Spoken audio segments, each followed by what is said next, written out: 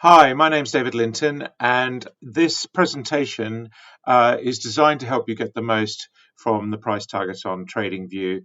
They were launched in the summer of 2025. We're now just the beginning of May 2026, and there's been some improvements which I will cover in the first and last lessons of this presentation. This is designed to help you get the most from the targets. These will be delivered in a series of lessons, but you can watch the whole thing from start to finish. Now, I've been doing technical analysis since the 1980s. I traded on the London traded options market. I founded UpData in the 1990s. I'm qualified. I've done multiple exams, and I have the coveted Masters in Financial Technical Analysts awarded by the International Federation of Technical Analysts. And I run training courses, and I've written books, and I'm a regular commentator and conference speaker. This is to emphasize, really, especially as we've added more tools on TradingView, that it's not just about the price targets, although the price targets are the main thing for most people. So the key thing in using targets is to remember trend, levels, targets, and stops. And that's the absolute key thing. And a better way to think of this is really that we start with trend, we look at the key price levels, we've got the price targets, and we're going to talk a little bit today about volume and stops in the last lesson. So the key elements to success, and this comes from John Murphy's book, really the Bible for technical analysis, is you start with price forecasting. So that's where a target is incredibly valuable. And then you look at trading tactics, and then it's all about money management. And so the trend and the key levels and the price target that's what you use to decide on the trade, the analysis, and then it's all about the timing, breaking the key levels, activating the target, and these two are often quite close together. But then you monitor the trade with stop losses, and so today we're going to introduce the stop losses that have just recently been added on TradingView.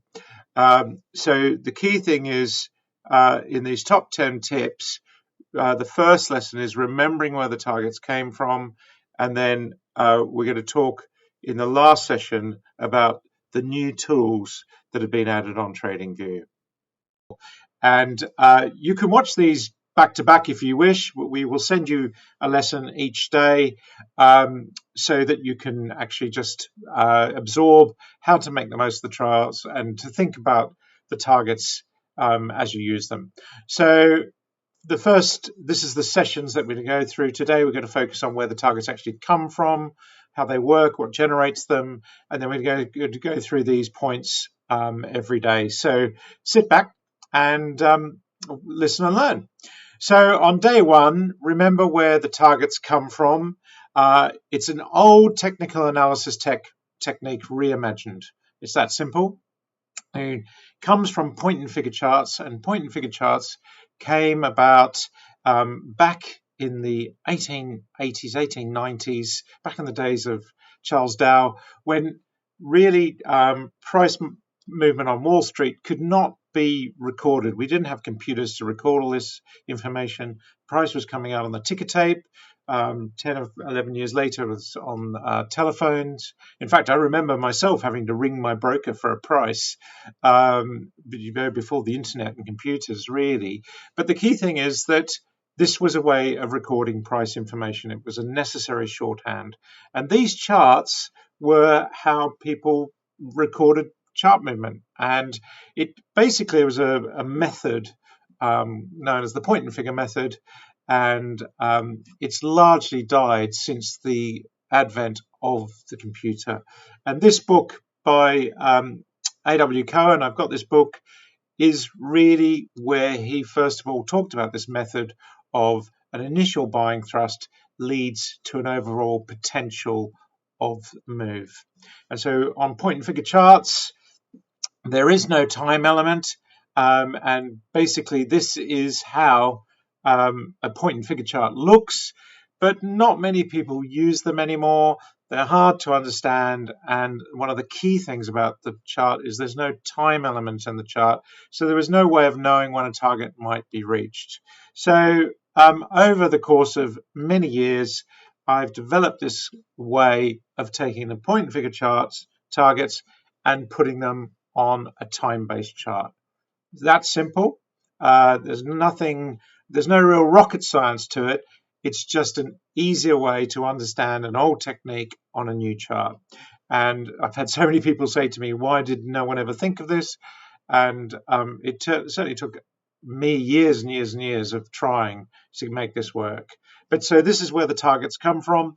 This is the same chart. This is a chart with the point and figure targets. And here they are on the time-based chart. And I always pose the question, which chart would you rather look at?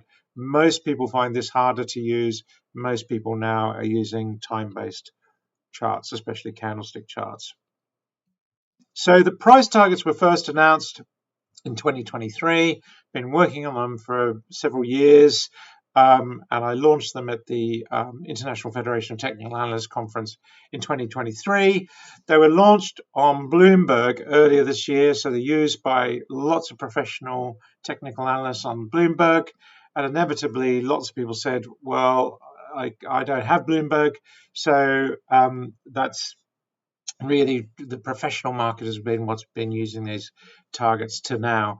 They were peer reviewed in the 2025 IFTA journal. If you go to the International Federation of Technical Analysts website, ifta.com, you can see this paper. You can download it and you can read for yourself the paper, which was peer reviewed into the journal. And of course, you have them now. You have them either on the web or the app in TradingView or on your phone. So this is a really big step forward. So hopefully you're going to enjoy using these. So targets are about thrust. That's the key point. And the bigger this initial move, these are the three ingredients that you need for a price target. Basically, it's an uninterrupted initial buying thrust off a low, and then a pullback, and then a move to a new high that's significantly higher than the previous high, and that's what generates the target. This is what we call activation. So you need an uninterrupted buy, you need a pullback, and you need a minimum move above that buying thrust to activate the target. Now, I always use a cricket ball, remembering that if you're on the outfield of the cricket pitch, you will have to pull that ball a long way back to throw it to the wicket keeper. In baseball, it would be the keeper. You have to, if you're far away, you've got to pull your arm right the way back to give it an initial thrust. So the bigger that initial thrust, the bigger the move of the target. And that's where the targets come from. It's that simple. And so the key point about that is the target structure. And you need to understand that initial buying thrust is what leads to the overall potential of the move. So these thrusts here have produced these targets. Those initial buying thrusts and the activation levels have produced those targets, and that's where they come from. And the great power of this is that you can use them with other techniques because it's a time-based chart, so you can use them with Bollinger Bands. And in fact, John Bollinger's seen these targets and is impressed by them. And as he says here, ways to bring the technical analysis without abandoning that value in the past. So that's where the targets come from. And the simple thing is just to have a look at them on TradingView. There's a thrust there that produced a target to here. We're almost at that target. This is on the S&P. And then there's another target here producing another target. And this is where they come from. So it's really simple that buying thrust is what produces the target. It's not rocket science. It's just that initial buying, and in the case of a downside target, or selling, that produces the buying wave. So we can go through a series of charts. It puts the targets on for you. We will talk in the coming lessons about the default settings. I recommend you start out today just using the default settings, just getting used to the targets. See, we have a buying thrust that produces an upside target that was met. We have a selling thrust that produces a downside target that was met. An upside target here produced, and these are the levels. And we can go through and you can look at any chart you want for these thrust moves. So really quite key. And not every chart will have a target on, but most will. And so that's the key thing, is that you can apply these targets on any time frame you like. So this is the first lesson. Just get used to going through different stocks, different charts that you're looking at, and really just use the default settings to begin with. And we will, as the course of your trial goes on, we will look at the different aspects of using the targets. The key thing is that that buying thrust is what produces the move up, and this selling thrust is what produces the move down. It's that simple. Now, we're going to get into lesson 2 tomorrow, but hopefully you'll get started with playing with the targets, and you can work out some of the power of using them. Until tomorrow, bye for now. Hello, and welcome to day 2 of your trial. What's your time horizon? This is a very important factor when using price targets. And today I want to focus on time horizon and chart frame and unit size, and in terms of using the target. So this is a very important factor of using the targets, and really important. This is a table that I developed in 2010 in a book I wrote on Ichimoku charts. And this idea that a daily chart, we're thinking weeks ahead, and we look back months to produce that view. So days means weeks, weeks means months, hours means days. The time frame chart that you're looking at defines the view. And this is a really powerful aspect of technical analysis, in that you can actually make calls or predictions about what's going to happen in the coming hours, the coming days, the coming weeks, the coming months. That's very hard for a fundamental analyst to do. And so by changing the time frame of your chart, you change your time horizon. And so some people will consider that if you're a short-term trader, you'll consider that these time frames, you might consider a daily chart as long-term. And if you're a very long-term trader, then you would consider a daily chart potentially as short-term. So different people have different views of what long and short-term is. But as a general rule, I like to say that the medium-term chart is the daily chart. And one of the things we find is lots of people are looking at the wrong time frame chart for the time horizon that they're trading to. So this is a really important thing to get right.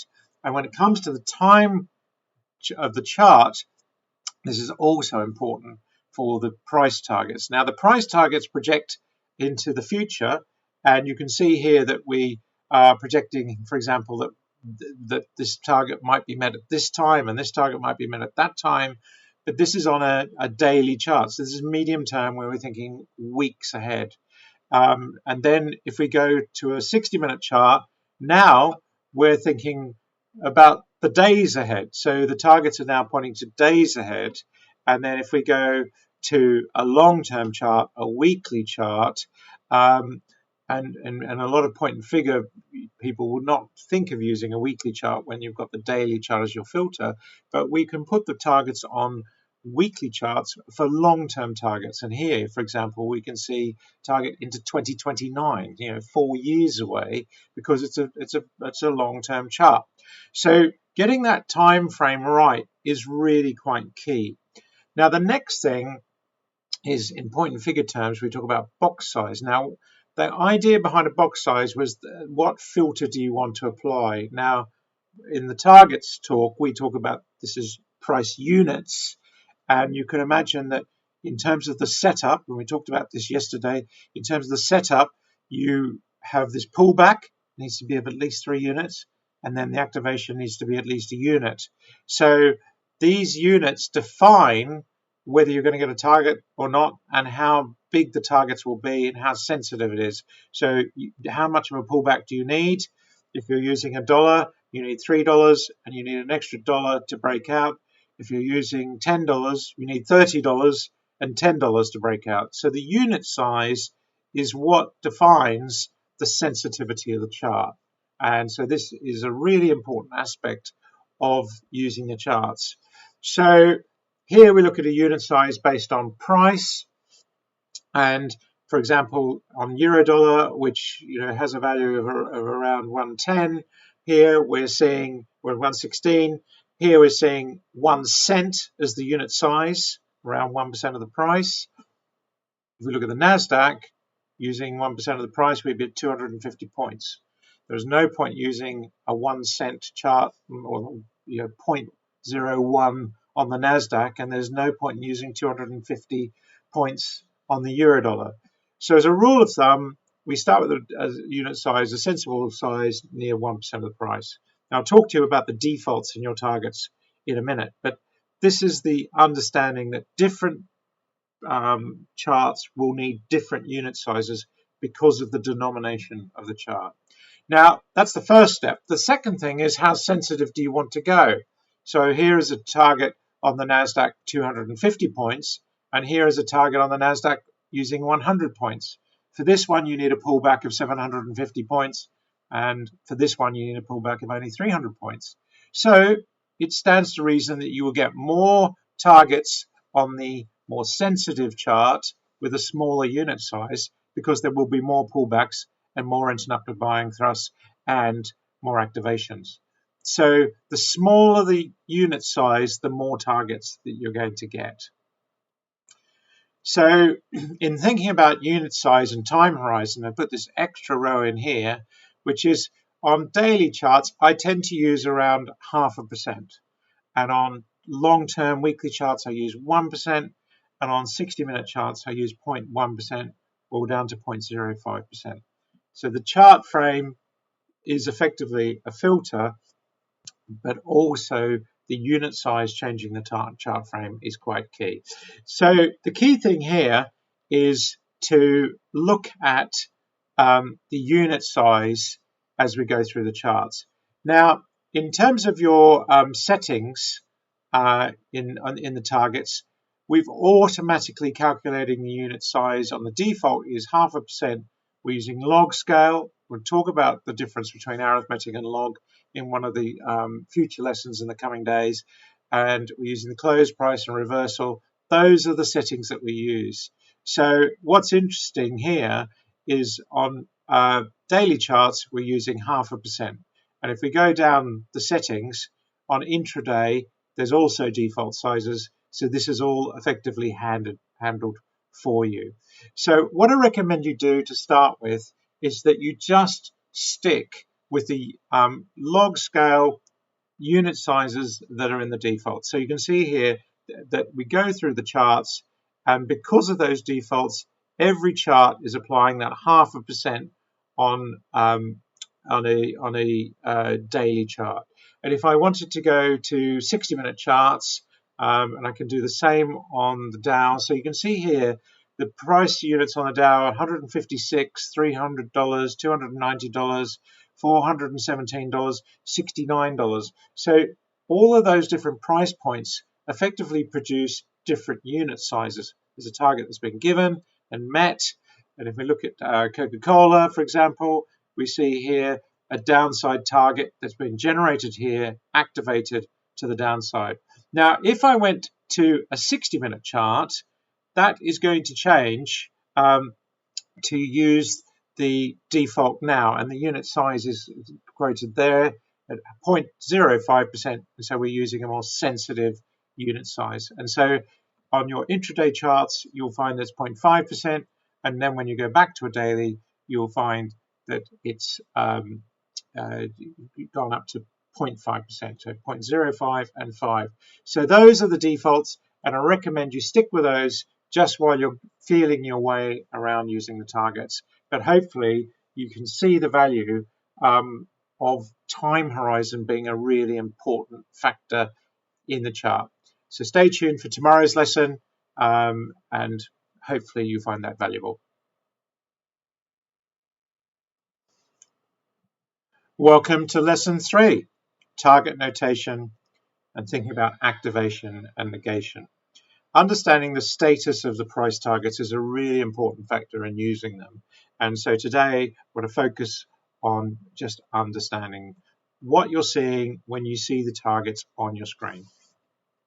So we use a traffic light system. That's how we've set that up as the default.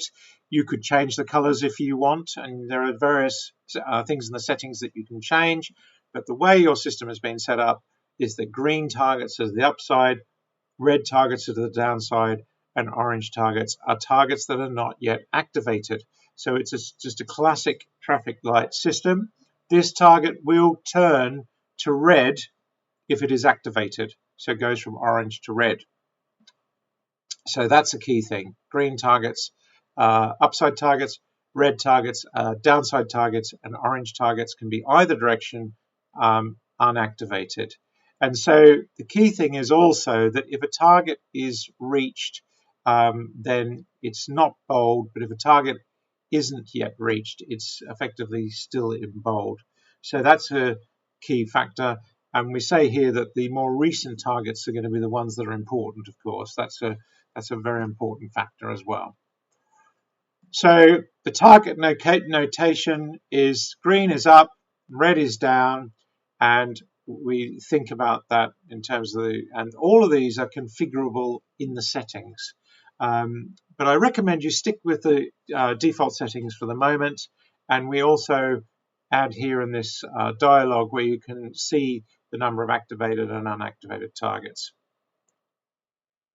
So the status of upside price targets is, in terms of understanding them, is if a target is reached or achieved, if a target is exhausting, so we're not quite getting to that target, or the target is activated. And in this area, we call the target as in train.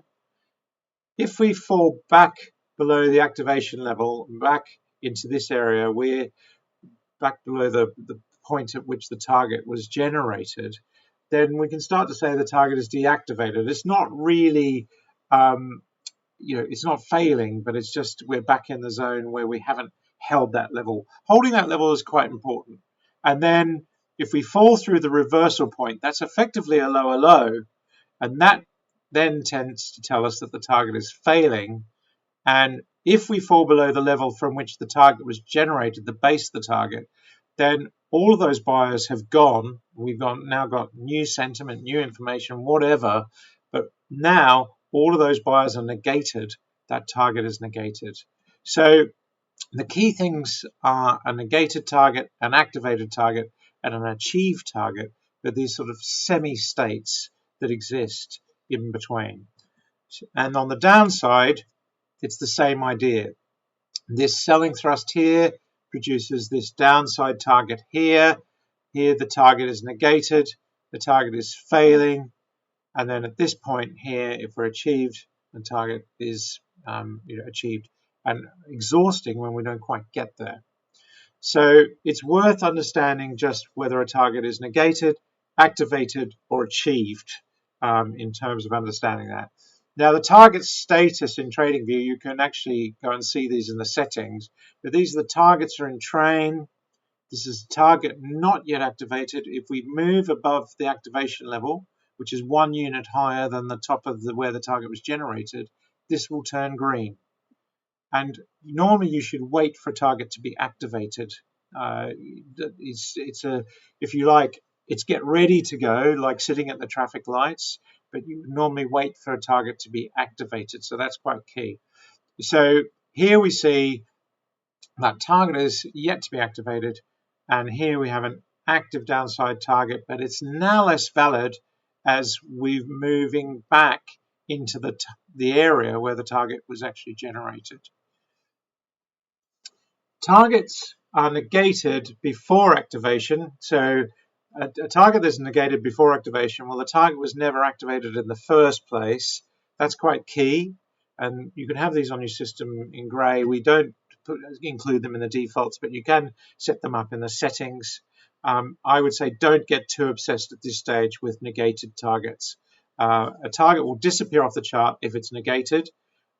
If you change the settings so that you want to see it, you can set it up as grey, and then you can see the ones that are negated. But what I would say is targets are more frequently negated before activation than negated after activation. And this is why you should wait for a target to be activated, because it's more likely that a target will be negated before it's activated than after it's activated. So there are two different variables there in terms of the target activation and negation. So just worth thinking about.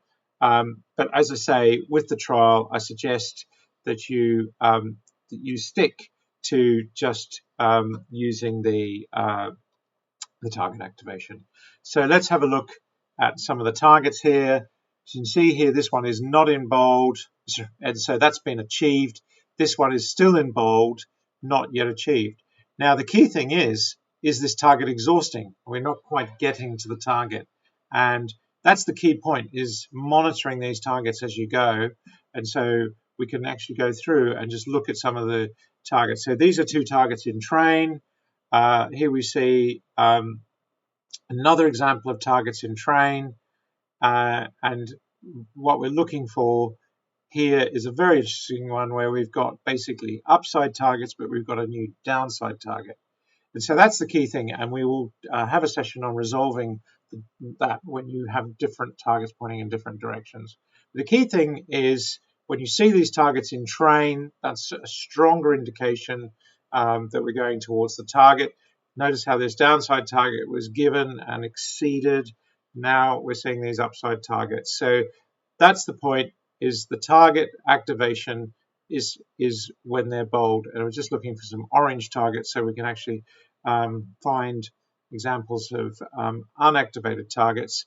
And you'll find that there's not that many of them, because it's a point where we're just in that transition from a target being generated to being activated. Most targets are activated quite soon after they're given. So if we look through the charts, we can see that mostly we're seeing targets that are already activated. Here we see Bitcoin, for example, targets given and met.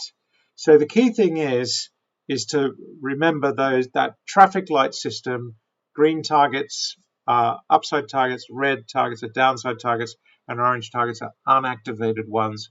And when you see orange targets, it's a get ready, like that green traffic light, but you really ought to wait for the target to be activated generally. And of course, one thing you can do is, if you have a green activated target, is you can go, sorry, an orange activated unactivated target, you can go to a 60-minute chart and see whether you're getting a heads up from the targets on the 60-minute chart as to whether you're going to get that target activated or not. So that's lesson 3, and hopefully you find that is valuable. Look forward to seeing you for tomorrow's lesson. Hello, and welcome to lesson 4. And this lesson is really one of the most important lessons of all. It is vital to consider the trend and support and resistance levels when looking at targets. And we've developed some tools that come with the targets so that you can actually make the most of understanding those points. Trend definition and targets. Price targets with the prevailing trend should always be favored. This is such an important point. And I think when people say, oh, the target didn't work, nearly always it will be because it was counter trend. And if you think about it, in uptrends, we'd expect targets to be exceeded, and in downtrends, we'd expect downside targets to be exceeded. So that's the really quite key thing. Trend state is a really important aspect of the target. So here, what I've drawn on is one of the tools that comes with it, which is the Linton average. It's a midpoint average. It's the 20, and here we recommend using 21 days. It's just a little tool to help you remember which side of the average. If I'm above the midpoint of the trading range, I'm bullish. If I'm below the midpoint of the trading range, I'm bearish. So it's just a quick reminder, just to remind you what trend state you're in. So in this instance, I'm getting upside targets that are above trend, so I consider those to be more valuable. Here I'm getting a downside targets that below trend, I consider that to be more valuable. So downside targets should be favored below the average, and upside targets should be favored above the average. It's that simple. And if you get counter trend targets, just be aware that that is a move against the trend, and that's less likely to be met. So that's a really key factor. Now, you don't have to use the average that we provide with the targets. You could use your own tools for defining trend. I'm a big fan of Ichimoku. I wrote the book on Ichimoku in 2010, Cloud Charts. You can buy this on Amazon. And in this case, we're above the cloud, which is bullish, and we've got upside targets. So upside targets should be favored. What you will find is if you do get any downside targets, if you're above trend, what will often happen is you'll get a downside target and then it's negated because it didn't work out because of the trend state. So whatever trend technique you use, defining the trend is an important factor. And in fact, the midpoint average is derived from Ichimoku charts because they use midpoint averages. So that's just a one way of identifying the trend, and the average is a quick way of doing it. You might find using Ichimoku a little bit more complex. The other one is defining resistance and support. Now, we've developed this 3-bar rule, which you can amend the 3 bars, but we use the 3-bar rule where we mark on the chart the highs and lows based on the 3 bars before and the 3 bars after. So this will only draw when I'm 3 bars later and that was the low point. So it says the 3 bars before and the 3 candles after, that's a low point. I'm going to draw a line on the chart. And you can configure it to draw multiple levels of these, but this is a way of automating support and resistance and identifying turning points. And what we're looking for when we do this is that targets are lining up with levels of support or resistance. So using the targets in line with support and resistance is really quite important. And if you had to say which is likely to win, the target or the support and the resistance level, you would nearly every time say the support and the resistance level, because those are the levels at which people traded. So that's a very important thing to take into account when you're looking at the target. So you'll notice here that this target was met here. In fact, it was met a bit earlier, but that is the resistance level. That's on Bitcoin. But we can go right the way through and see where the support and resistance levels are. Now you can adjust these by going to the levels here, go to the settings. You can change the 3 bars before and after to 2 bars or 4 bars or 5 bars. You'll get fewer lines if you choose 5, and you'll get many more if you choose 2. You can decide how many levels that you wish to display, and we also display a purple level if it's a level that's just been broken. So that just tells you that a level's just been broken. So it's really quite valuable to be able to do this. And we can just go through charts and we can see the levels way back from previously that are drawn on there. And that just helps you understand the levels from the past. So if we go to the stocks, where we see a bit more variation. So if I look at I typically just look at the Dow 30. These are large cap stocks, good examples, without making any stock recommendation. We see here, for example, that we've got key levels, and we should not be surprised if we're making new all-time highs, we're not on new highs, we're not seeing those levels. But the key thing here is that there's a target given to that level there, and there was a previous resistance level. So you might say, well, there's down here you get given a target to what was the previous resistance level. So that looks like a fair level. Is it the target level or the resistance level that we're going to go to? It's slightly academic. We're close on both of those. So that's really what you need to do when looking at the targets. And so we can find, for example, here's an example of Apple. You can see previous levels running through the chart. We've got targets. That's the previous high. We've got 2 targets, one slightly below, one to the same level and a bit higher. So we know that between those 2 targets and that resistance point, that is a fair projection based on the resistance and support. So you should be using the targets with levels of support and resistance. Another one that was given here, this level given way, way back. Another one that was given here to just below that level. So you can again just look and see where the target levels are from the past, and do they line up with previous levels of support and resistance. You won't always get them lining up, and you won't always get a point of previous support and resistance, especially if you're making new highs and lows. But we can see the value of being able to say, okay, I've got a target here and I've got a support level there. I've only got my system configured to show the last 2 levels, but you can configure it to show all of these levels. So you can show as many levels as you want. They're still marked on the chart, but you can see there that that is a reasonable rejection back to the low. So just remember to use the targets in line with trend. Targets counter trend are less reliable than targets with the trend, and targets that point to support and resistance levels, you've got to take that into account as well. So trend and levels are a really big important aspect of using the targets. The targets on their own more powerful if you use them with other techniques, especially trend and support and resistance. So hopefully that is valuable.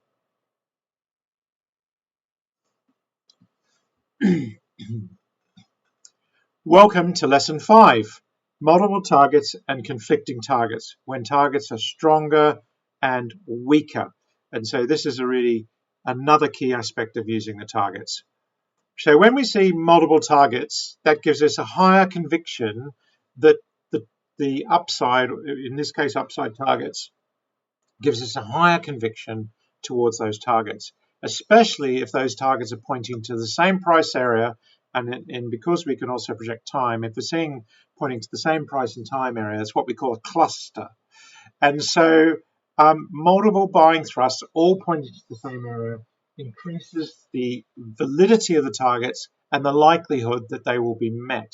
So multiple upside targets, train tracks we call them, is a really key aspect. And again, here we look at a chart that's given multiple upside targets, and we take note of that.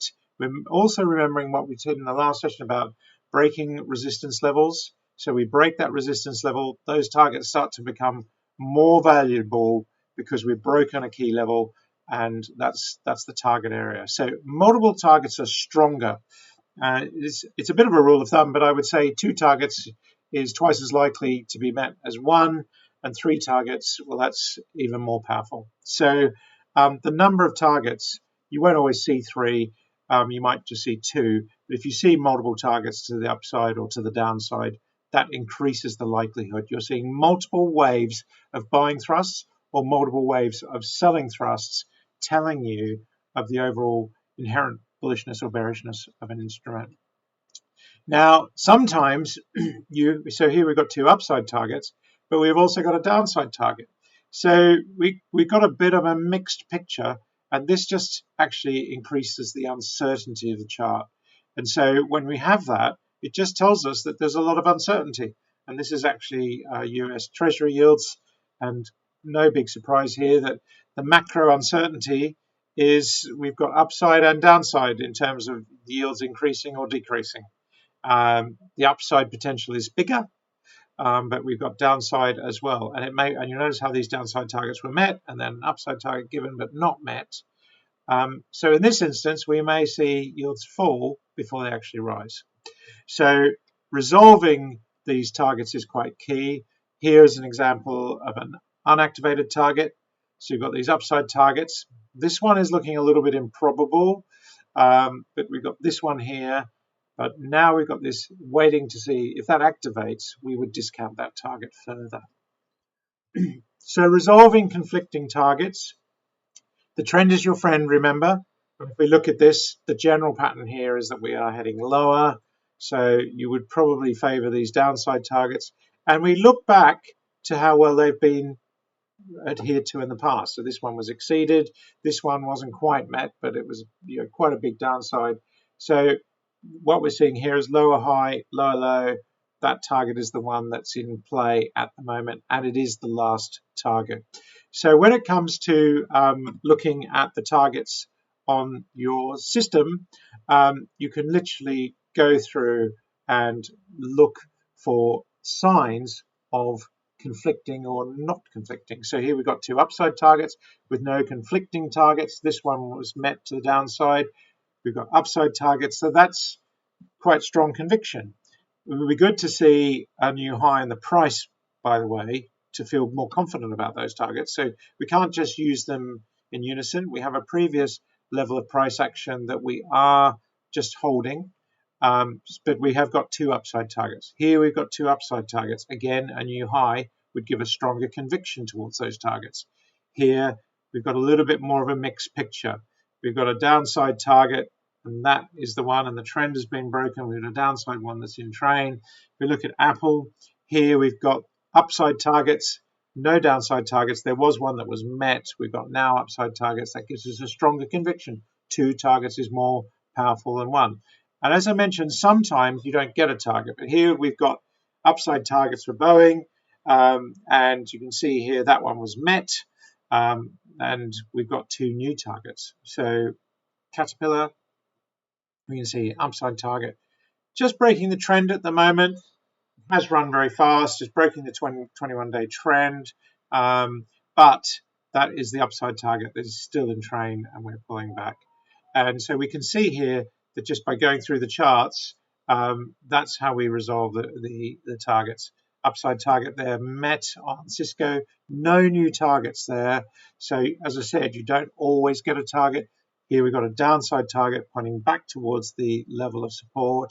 So for the moment, it's hard to be bullish about this chart whilst you've got a downside target, especially if we move back below the activation level or we make a new low. So you've still got to employ the normal technical analysis techniques when you're thinking about the targets.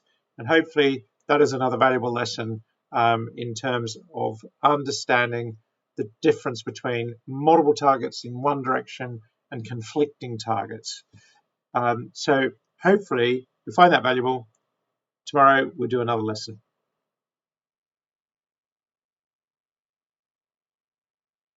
Welcome to lesson 6, day 6 of your trial. Now, the key thing to remember about the targets is targets are approximate. Sometimes they're met exactly, and sometimes, many times, they're not met exactly. They're either not reached or they're exceeded. And we'll talk about the importance of that in one of the coming sessions. But today we're going to talk about the fact that they're approximate. Talk about a little bit about trade construction. It's an area I spend a lot of time with our corporate clients, and then some of the pitfalls. And just remembering there is no silver bullet. These are a guide, an adjunct to your trading, and hopefully you'll find them valuable for that in terms of decision making. So remember, the increased accuracy of targets are about time frame, price levels, and the trend. We've talked about that in previous sessions. The time frame, the support and resistance, and the trend state are really important. So always note the key price levels. That's really important. We've talked about that already.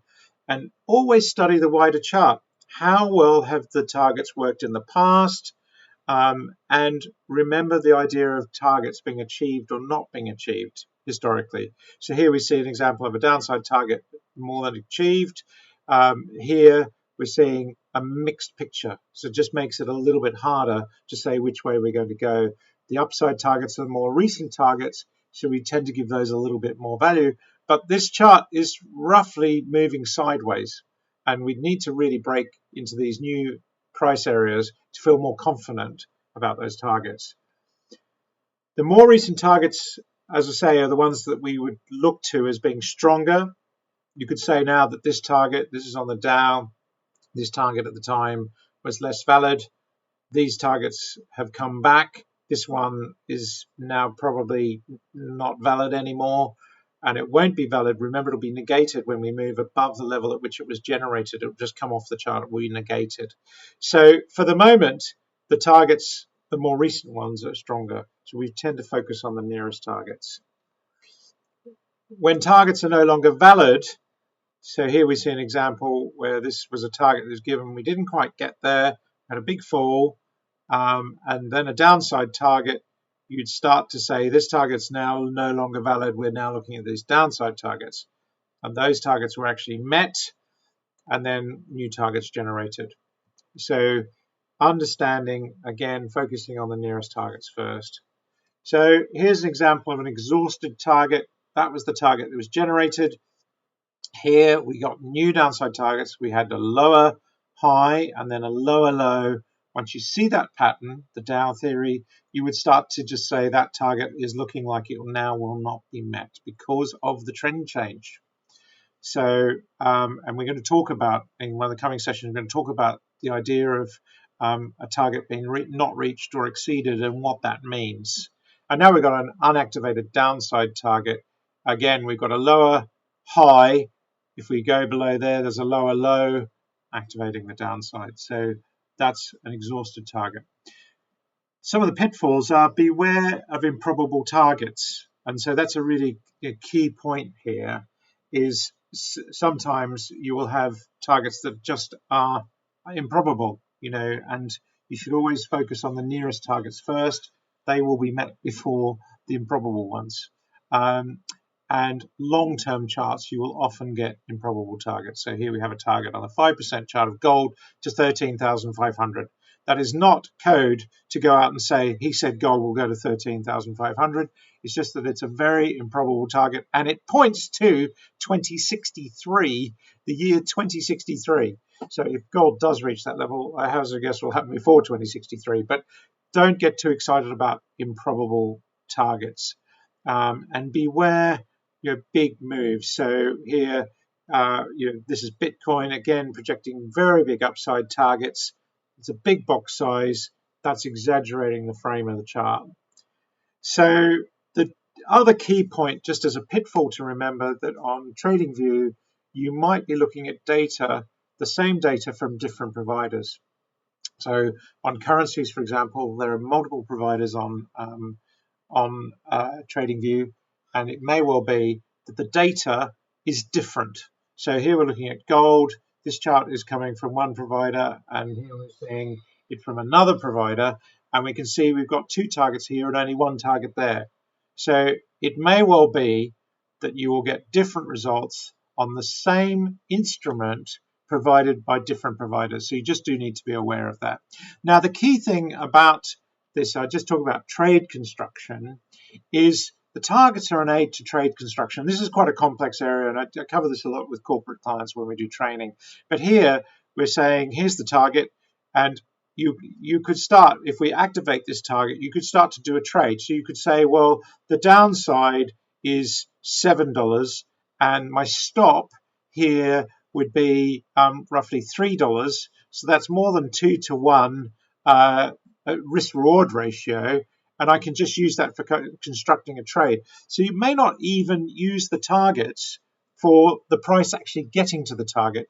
It's just helping you understand where's the stop level, where's the target level, is this a trade worth taking? And once I'm in the trade, I'm going to be monitoring it anyway. So the targets are helpful in terms of trying to construct the trade, and that's a very important point. And I think if we look through some charts, and if you want to take a trade, so let's take an example, and this is by no means a recommendation. Here you've got 8% upside and 12% upside, and there's the midpoint of that, say 10% upside, and then you could calculate the downside and say what's the risk reward? Where do I get out? What's my stop? And what's the potential? And is that enough to justify a trade? So targets you don't just hang your hat on the target. It's just a way of entering the trade and saying, actually, I can see the price targets and I can see where I would stop. Is this a favorable risk reward ratio? So they're very valuable in terms of trade construction, and it's something we spend a lot of time training our corporate clients on. So really quite key as well. So just remember, there's no silver bullet. There are some pitfalls in using the targets, but all in all, they're an aid to help you making trading decisions. Lesson 7. I'm often asked, should you use log scale or arithmetic when it comes to using the targets? And it depends on how and what you trade, really. If you're not sure, I recommend you use the defaults in TradingView, which are log scale, because the advantage of log scale is it will just deal with whatever price unit, whatever price an instrument is. But thinking about log scale, true log scale, the real value of it is if I just use log scale on any instrument, no matter what the price is, it will just calculate the units and therefore the targets. Now, the key thing about log scale is that the unit size varies as the price goes up. And so for something that's changed very dramatically, if you look at a chart, say, of Nvidia, where you have big moves, or Bitcoin, or anything that's had very dramatic change, it makes more sense to look at a log scale chart than it does an arithmetic chart, because that looking at the chart in percentage terms rather than just straight arithmetic.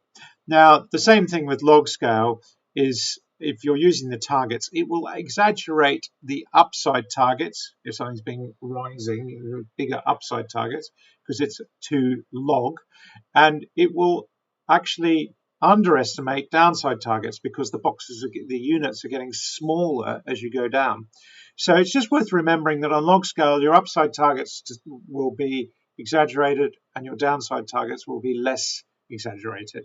And so that's just something to consider.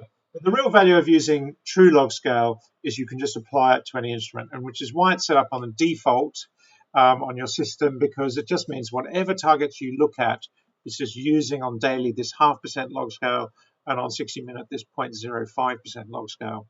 And so those are the settings, and it just means out of the box, you're straight away seeing the targets as you want.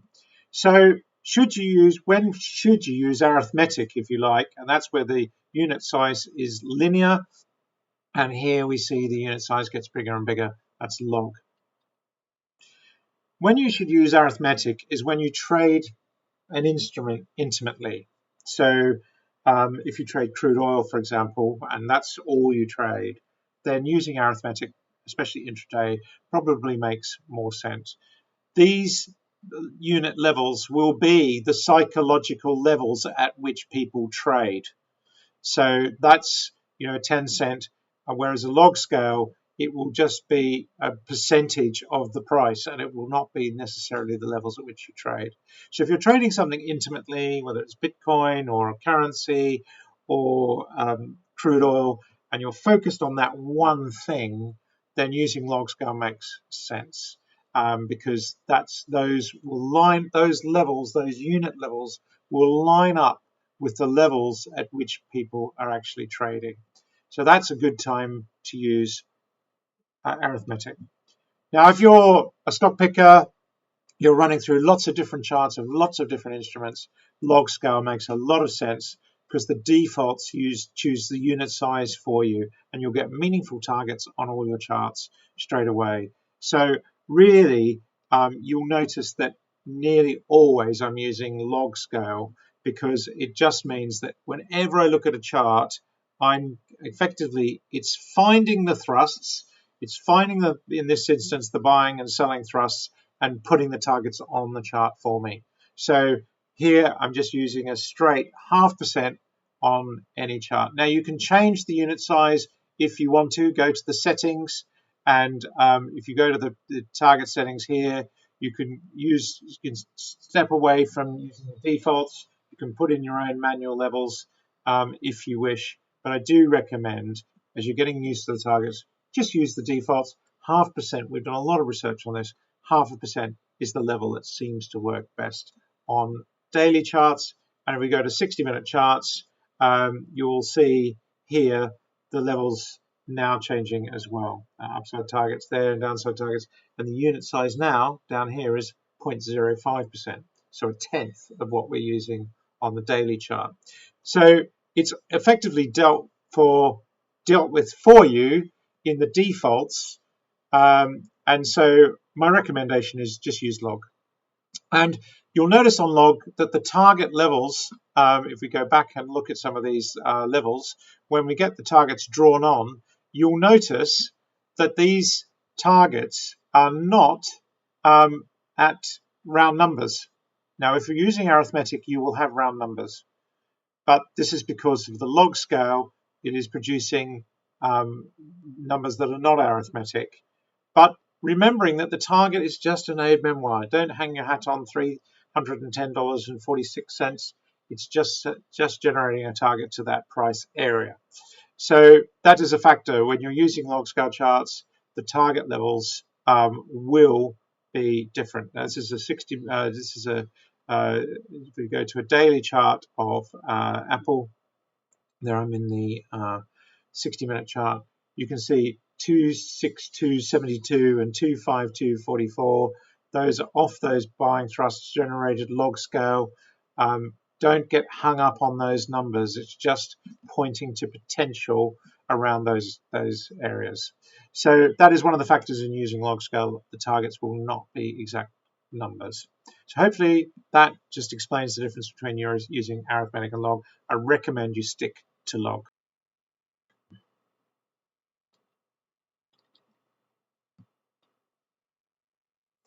Day 8, just a couple more days to run on your trial.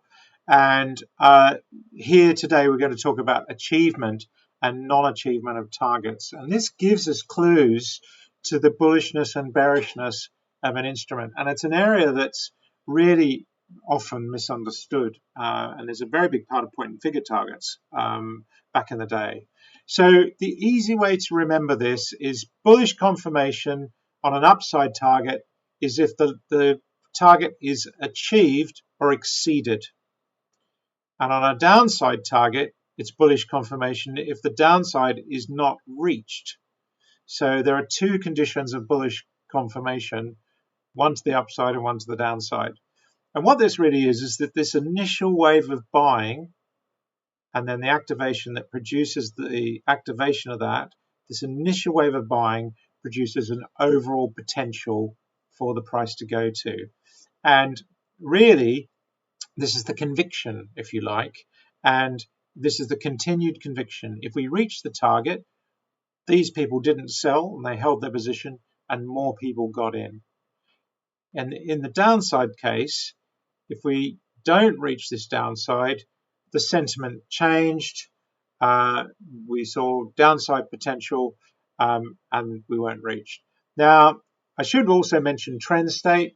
In an uptrend, you will find upside targets are being met and exceeded, and downside targets are not being reached. That's just because they're counter trend. And just remember what we said about log scale in the last session. Log scale downside targets are under exaggerated, and log scale upside targets are over exaggerated because of the log scale. So don't be surprised to see downside targets not being reached. And the key point here again is just think about the sentiment. This was what was meant to happen. If it happens, that's bullish confirmation. If it doesn't happen, if we don't reach that level, that's bearish confirmation. Here in this instance, if we do hit the downside, it was more bearish than, if we go past the downside, it was even more bearish. But if we don't reach that level, new bullish sentiment has kicked in. And of course, the reverse is true for bearish confirmation. An upside target not being reached is bearish, and a downside target reached or exceeded is bearish confirmation. So the key thing is continued conviction failed here. For whatever reason, the sentiment changed. We didn't get to the potential here. For whatever reason, actually, the bearishness just increased. And that is, so when we look at the targets, are they being met or are they being exceeded? And we look back at the previous targets to see that.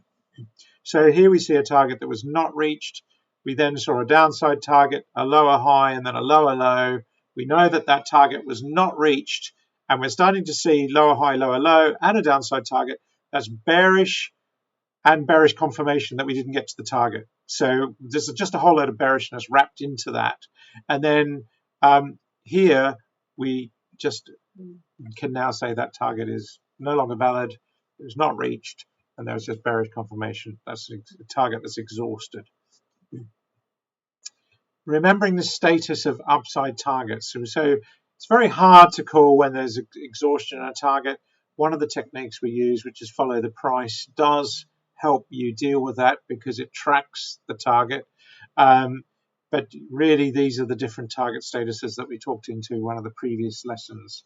And the same thing with status of downside targets is, are we reaching a point where we're not reaching the target? So the key thing is how well have the targets worked previously. Downside target that was exceeded, downside target not quite met, upside target not quite met. The trend state, remember, there's lots of things to consider than just the targets on their own. So trust the targets less if they haven't worked very well in the past. And so if we go two examples, we can see here downside targets met and exceeded. That was bearish, but it confirmed the targets worked, gives me more confidence in those targets. And we can just go through looking at different charts.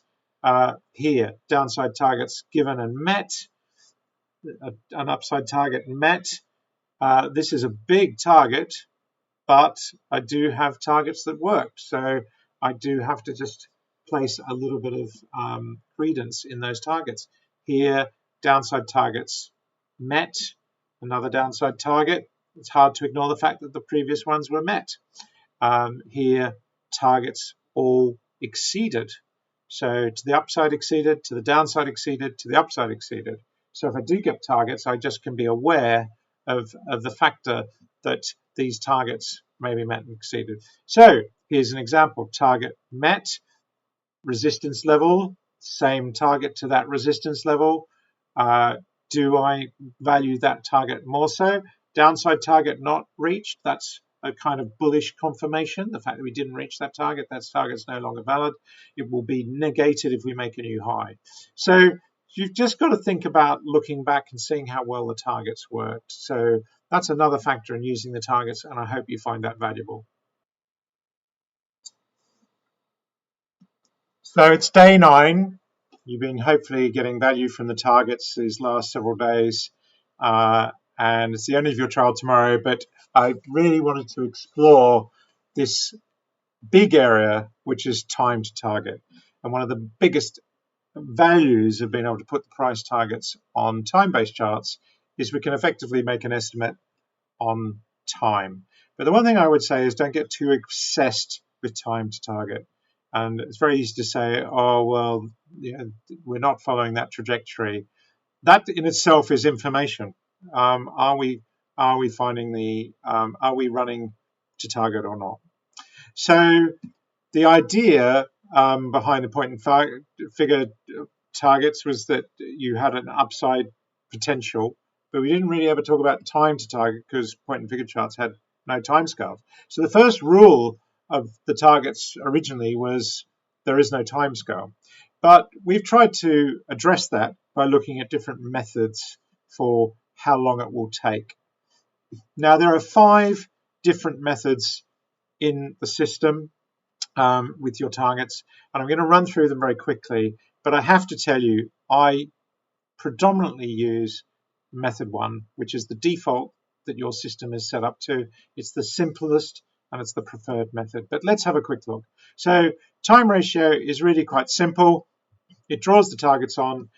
Your default is 2 to 1. So basically, so here we are just literally saying 1% every 2 days because there's a 0.5% is the unit size. So that's 1% every 2 days. So 2 to 1 is what we use, and we can see straight away on this chart of IBM, the target was given here, back there, but it was still not reached. This one's still not reached, and this one's still not reached. So we know straight away that the target trajectory is wrong, and we could actually go and change the trajectory. And if we go and change it to 3 to 1, we start to see now that we're somewhere in that cone, if you like, in the train tracks. So 3 to 1 is likely to be more accurate for this stock than 2 to 1. But stick with the default of 2 to 1. You can change I'll show you how to change it in a minute, but it just tells you that actually that's more the level that we're running to. And you can see here we've got up 3, down 2. That is literally the ratio that's being used, and that's what shows on your chart. The second method is thrust angle, and this one basically says the initial move, the steepness of that initial move will govern how quickly we move to target. And you'll notice now that the targets are not running parallel because this move took longer, therefore this target will take longer. This move was quite quick, therefore that target is quite quick. So it's just another way. There's no account of time to activate, and the targets are not parallel. If we go the other way, time to activation, here we take account of how long it took to activate. So this target took a long time to activate, so it's taking a long time for the target to be met. It's just another method, and different people will find using these methods might produce better results for them. But as I said, I recommend you stick with method one to begin with, rather than dancing around all the different methods. This one's quite a good one. This is follow the price, and basically this basically says I'm just don't know how long it's going to take. I'm just going to project the targets based on where the price is going. Now, here we've got 3 targets, and they're all pointing to different places, but they're intersecting here because we're ignoring the last n bars. I normally typically say 5 or 10 bars. I want to ignore 10 bars here. Why would I want to ignore the last 10 bars? Because I want to see a move away from the trajectory. So this is quite a good method. It just says we don't know when the target will be met, but what we're going to do is we're going to track the movement and keep progressing the target based on how we're tracking. So this can be a pretty good one, actually. And then the last one is the historical average. So it's based on how many targets you've chosen to show, and it uses the number of targets configured up and down. And here in these units in the bottom, it produces the average that it takes to reach the downside or the upside. So that again is quite a good method. And so here we see the last 20 targets. How long did it take? Here we've got the units, upside targets. Those targets are based on the historic of 20 units. So the last 20 targets, that's what's happened. So that's again quite an interesting one. This is NVIDIA, average of the last 20 targets. That's what the target time projection is based on that. So how far can you go back? You can show up to 50 targets. There are limitations with TradingView in the scripting language. It has processing limitation limits. In Updated, we have these targets. You can go back as far as you like. I mean, a long way back and back test them, but we can't do that in TradingView. So here we're seeing, again, an upside target on Bitcoin, $223, based on the historic average of the last 50 targets. So that's quite key. And I think we've got quite close to that. We can take a look in a minute. In fact, let's just look at Bitcoin now. So if I go and look, $123, that presentation was given a while back. Looking at Bitcoin, where do we get to? $124. So, and don't forget that was given when we were sitting at 109. So, it's not rocket science. And you can see here the upside target was to that level as well. So really quite key. This is using the 2-to-1 method. So it gave roughly the same target. And that chart there is using the historical average. It's just so happened that the 2 different methods produce roughly the same target. So in terms of changing these, and I'm going to go back to stocks because we can see if we go back to the stock list, what the effect is of changing from charts. So I'm going to try and find, there we go. So here we've got 3M. Those targets are still in train. We're actually running, if you like, trajectory below the targets, and you might feel that you want to go and change that trajectory, time up, time down. If I change that to 3, watch what happens to the targets. You can see now that that trajectory is probably more likely because that's running the trajectory of the targets. And I could go through and stick with 3 if I want, and I'll have now different time projections based on that. You can change the up and the down. Here, Apple, we were running 2-to-1. It's now a 3-to-1 pointing to December at those levels. Whereas if I go back and change that to 2-to-1, I'm going to just hover on that little settings dialog, go back and change that to 2. Okay, you can see then we're in the middle of those targets. So that's how you change them. I quite like keeping it at 2-to-1 because I can then just see, am I running ahead of target in my default or am I running behind target? I could change them. I can change the trajectory to see, which way. But ultimately, I do find it's valuable to play with those levels if you want. But are we running to target? That's the key question. So that's how you change the time to target. I recommend you stick with that first level, which is the price time projection, just the ratio of the two. Play with that for a while before you start playing with lots of different settings. So this is lesson 10 or day 10 of a trial. And the key thing here is that there's been some new tools added to TradingView in May 2026. We launched them in the summer of 2025. And there's new indicators, new tools.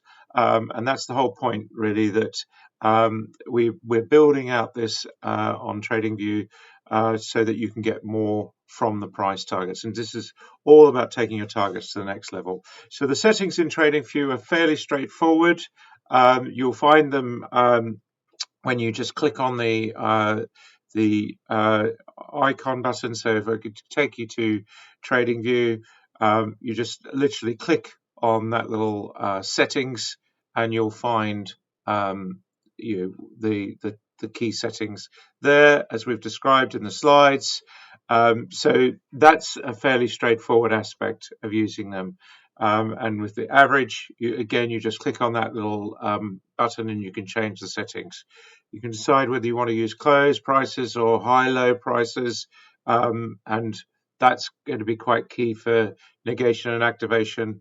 And the price factor, so we that's set to the default of 2, and we tend to use log scale more, but you can adjust those factors yourself. And the key thing is you could change that factor to 1 or to 1.618 if you wanted to do like a Fibonacci projection. But 2 is the classic point and figure, and a log scale 2 is what we tend to set as the default, because that just deals with whatever unit size is just set to 0.5%. We found that 0.5% works really well on most daily charts. And if you change to a shorter term chart, you will get a smaller percentage, 0.1%. You can adjust those defaults as well. You can adjust the pullback, but really the recommendation is you stick with the classic 3-unit pullback. But if you do change the reversals, that will change the extent of the target. So you can do that, but again, we recommend you stick to 1. This slide in the slides, and if you want to run through the slides, but this just shows you what each setting in the box relates to in terms of the slides that are in the presentation. So that just might be useful as well. And here are some more settings just in terms of colors and configuration. This is a very long dialogue in TradingView because we only have the ability to do one great big dialogue for the settings. And you can set the colors as well. But again, we recommend you use the default, which uses a traffic light system. And so those are all, they've already been covered in the presentation. So the settings visualize, this is what they relate to, each bit of the setting. So again, studying that slide might be useful for those who really want to get into it. So the key thing is we provide regular updates on TradingView of the targets and any new features, and that's what this major release is in May 2026. And the big improvements are that we've now got some improvements on an overbought oversold indicator, an on-balance volume, target on-balance volume, and most of all in the price targets, the stops. So the on-balance, this is the overbought oversold indicator, and this Linton midpoint average is basically so the normal overbought oversold indicator that you might use. This is actually based on the midpoint. And so this is really quite a useful indicator in sideways markets because you can see in a trading range whether you're oversold or overbought, remembering that in a trending market you'll have more readings higher, and this zero line is where you cross, and that average, remember, is the midpoint of the trading range, a rolling midpoint of the last, in this case, 21 days. So the key thing to remember is that this is just telling you which side of the midpoint you are, and helps you understand overbought and oversold zones. Very similar to the moving average overbought oversold indicator, which measures prices distance from the moving average, but we like this trading range tool much more than a closing price on the moving average. The other one is target on balance volume. And so here we're measuring each move, we're measuring how much volume is behind that move. So in this, there was a downside target given here. The volume was relatively low. We can look and see, and then we can see also that the on balance volume was higher than the price. That's divergent, indicating that this sell-off was probably unlikely to be sustained. We had the downside target met, in fact, but then we had a new upside target. And again, you can see with each target the volume, and in the blue bit, that's the volume that occurs during the activation point. So it's just another tool for seeing if there is volume behind a price target, which might be useful. Has a target been generated on high or low volume? The big improvement to the targets on TradingView this month has been in target stop losses, and targets may or may not be reached, or they may be exceeded. So this is the idea of you cut your losses or you let your profits run. And that slide I talked about at money management in lesson 1. This is, you decide on the trade, you enter the trade, which is more of a timing decision. You'll use the trend, the stops as the trend, and the targets to make a trading decision.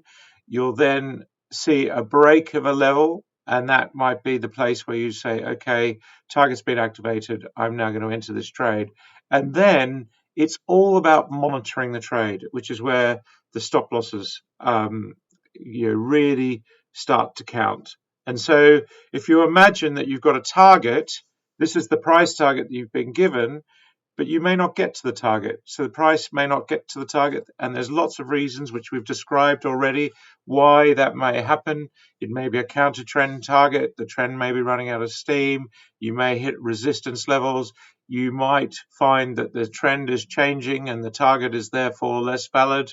All sorts of reasons why a target will not be met. But remembering that if you're not getting to the target and you're starting to fall away, that starts to look like bearish confirmation. So this was a bullish target, but not quite reached.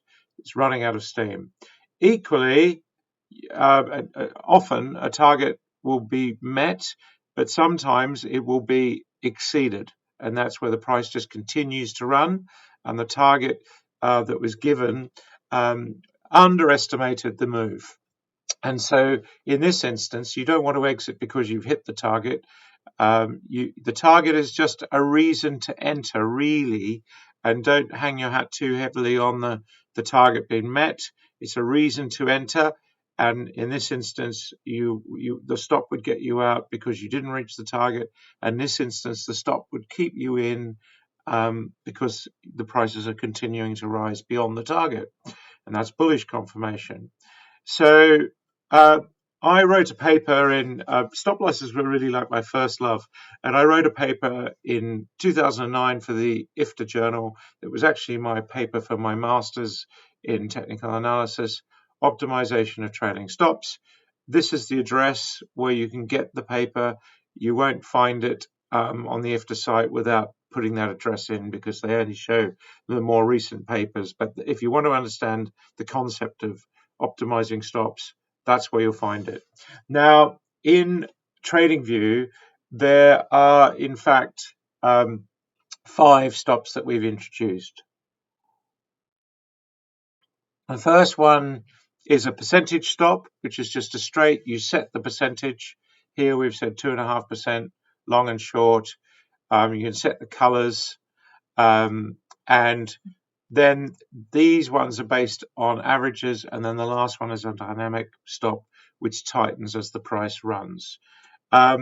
So you can find this in the tools in the menu, and because they're attached to the targets, they are in the targets menu. So this is a new addition. So if you're updating you will have received an email from us as to how you update your targets in TradingView. But if you're trialing for new, this is a new section in that long menu, because these go with the targets. They're not a separate indicator.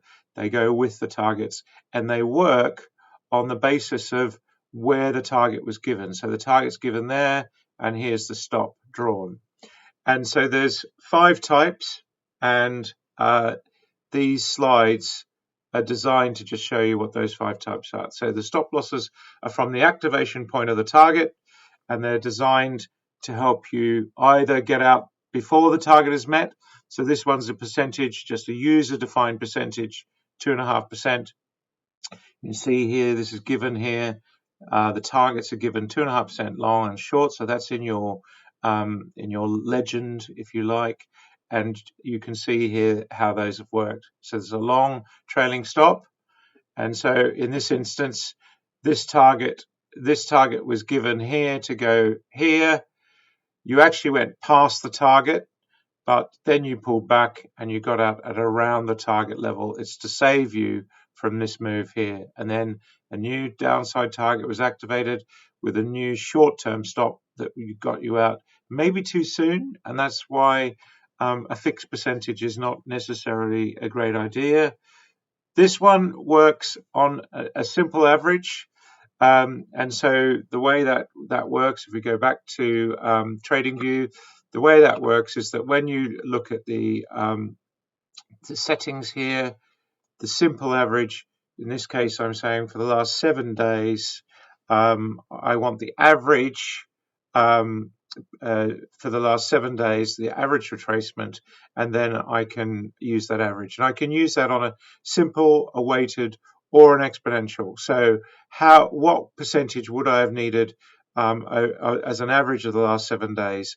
And that just basically, rather than just using one value today, it just smooths the averaging. A simple one just applies all 7 days equally. A weighted one basically does the first day 1 and the 7th day 7, so it just keeps weighting, and then an exponential tightens up, so this is a little bit more dynamic.